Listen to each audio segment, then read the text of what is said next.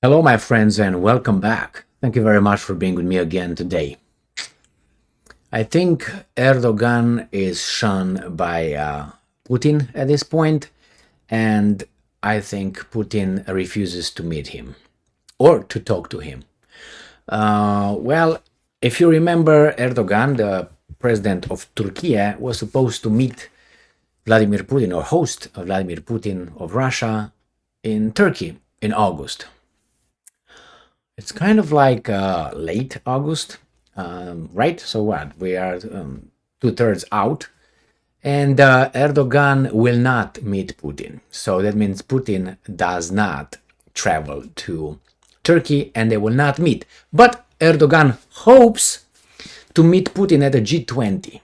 Well, what does that tell you? Why is this little snub coming, or maybe, I don't know, more than that, maybe a stab in the back that Putin might consider from his partner, Erdogan. I'm saying partner, but Erdogan is very shifty. That's the word, shifty. Puck with you today, puck not with you tomorrow. But hey, whatever works for Turkey, the same.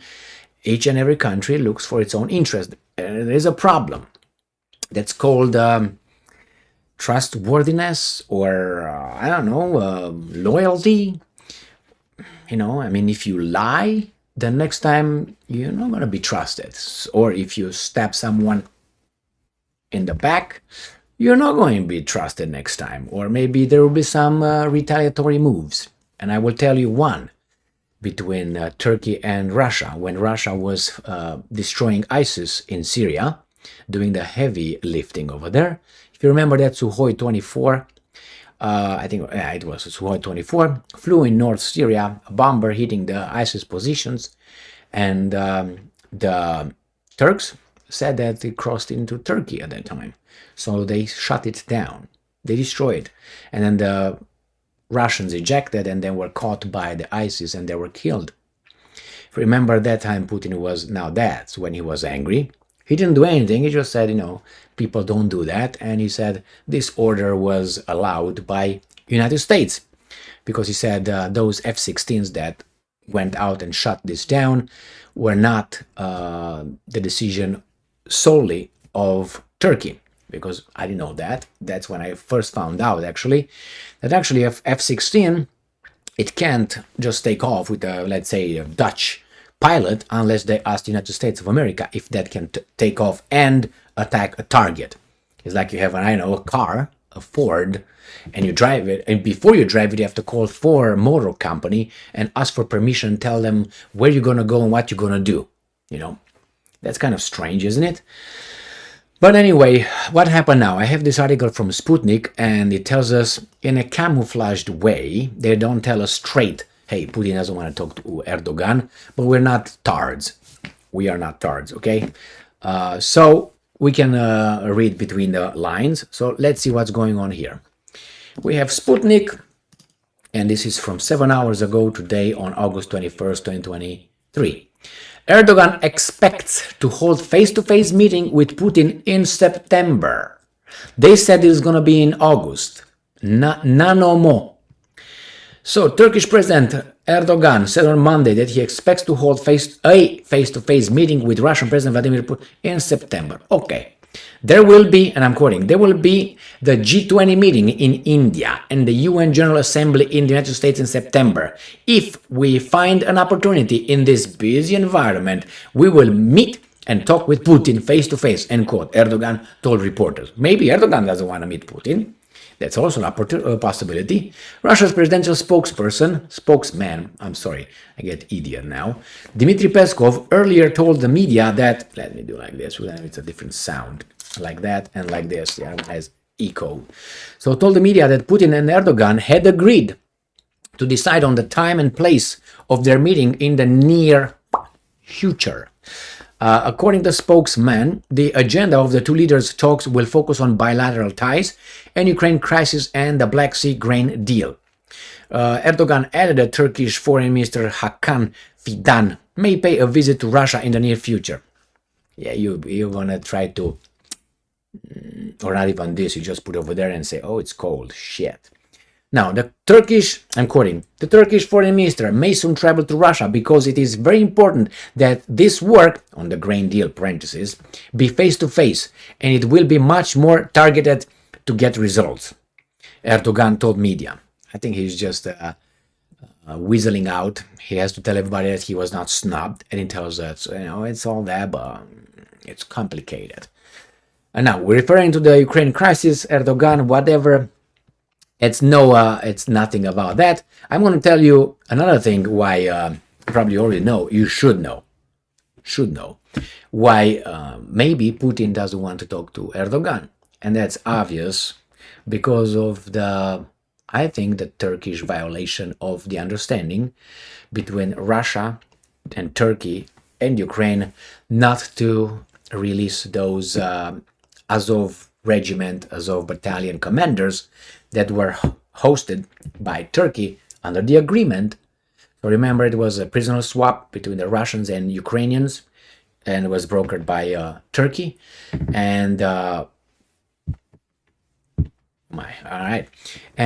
commanders, the Azov battalion commanders, were supposed to be in Turkey for the entire duration of whatever happens in Ukraine, the war. And Erdogan says yes, and no. That he allowed them to go with Zelensky to Ukraine, and I don't think that sat very well with the Russians. Would it sit well with you? I don't think it would sit well with me. So I think I'm 99% certain that's the main thing what's going on. And that's why I think the Russians were also, and I'm going to tell you what, another situation by the Turks, by Erdogan. Maybe a miscalculation, but I'm pretty sure they're tangled a lot with gas and with a pipe going through, I can't remember how it's called, but the Turks they're going to create a gas hub. Anyway, so the other situation was when I think the Russians got burned when Erdogan ran for re-election 2 months ago or so, 2 months ago. When he ran, before that, about 2 or 3 weeks, the Russians said, we will get out of Black Sea grain agreement. And that was brokered again by Erdogan. So Erdogan was looking like, hey, electorate, I'm tough, I'm important, I can talk with Erdogan, with Zelensky and with Putin, and they listen to me. I did this, and we have grain. I think 30% of the whole grain from Ukraine goes to Turkey. 38% goes to Europe, 2% to Africa, and 20% to China. That's how it goes, okay? So when they say the Ukrainian grain will save the African continent and so on, yeah, 2%. It helps, but the Russians took over Red Rover. And then, so that was about 2 or 3 weeks ago, 3 weeks before the elections of Erdogan, when Erdogan was running. And then I made a video saying, no, they will not do it. They will do it immediately after Erdogan is elected. Why? Because if they take that little carpet from underneath Erdogan's feet, that's going to drop at least, 3%? Is that how he won by 3% against the other guy? Could have been 3%. Oh, Erdogan, you failed. The Russians are out of the Black Sea grain agreement. What are they going to do about it? Let me call Putin. So that's why Putin, they did not do that. Erdogan got elected. Then I think he released those guys to, to Ukraine.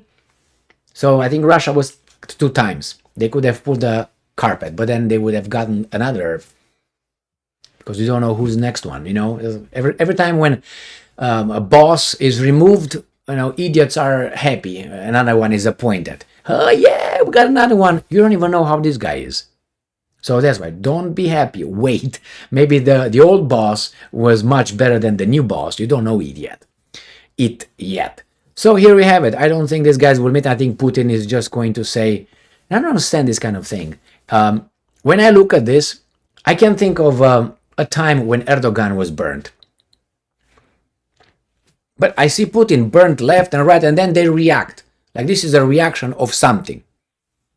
It's like they don't punch first, which, in a fight, you rarely punch first. You react.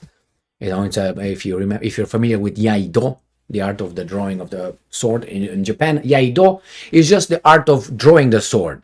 It's not the kendo, the the path of the sword. No, it's just the path of the beginning, the drawing of the sword. So because that's very important. If you probably watched movies, is the easiest example I can give you. You have two samurais standing in front of one another. That's where these guys in the Western took it from, the facing one another. Bam, bam. They took it from Kurosawa, from 1950s movies made by Kurosawa. If you look at, they took it from the Seven Samurai movie, directed by Kurosawa with Toshiro Mifune in it. Great movie. Over there is one example of this when they face one another and then draw and cut, and that's it. But the point of all this and all the Kurosawa's movies, I didn't watch them all, but most that I watched, the guy who's gonna win the encounter is the guy who draws a sword second. Why? Because in Zen Buddhism, in fighting, you have to get to a certain mind where you let your body react to the whatever you trained the body and the brain to react to. You don't attack. That's why the one who breaks the tension, that's the loser, because once you start drawing the sword, you already reveal your position, whereas the other one doesn't. So then let's say you reveal your position. I'm just saying, let's say go straight, because that's a move in the Aido. From here, straight to the middle. Now, when you go like this, you already reveal your situation, where you're going to aim. Now, if that guy reacts because he trained his body, he's not thinking, oh, there's the sword coming right now. What should I do? I think I should just do like this or something. No. And it's a counter. It's not a block. It's a counter. So if I do like this, you do something else where you hit me. This is another Zen. Why you don't think about it? Because if you think about it in Zen Buddhism, in martial arts, at least, it paralyzes your brain. You're not supposed to react consciously. That's why you train millions of times to certain techniques until that becomes your second nature. So it's a reaction. Don't act. You can feint. That's another thing. But that's why, to elicit the opponent's action. Therefore, you're going to react to that one.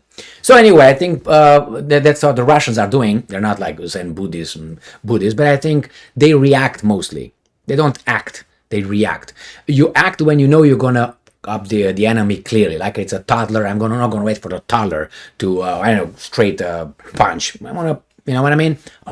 Domestic violence or what? Child abuse? No, I'm just giving you an analogy. If you know you're gonna beat you're gonna just go and grab him and do whatever you want.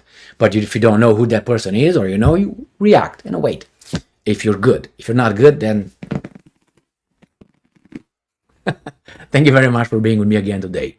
Stay strong, stay smart, look for the truth, and be just.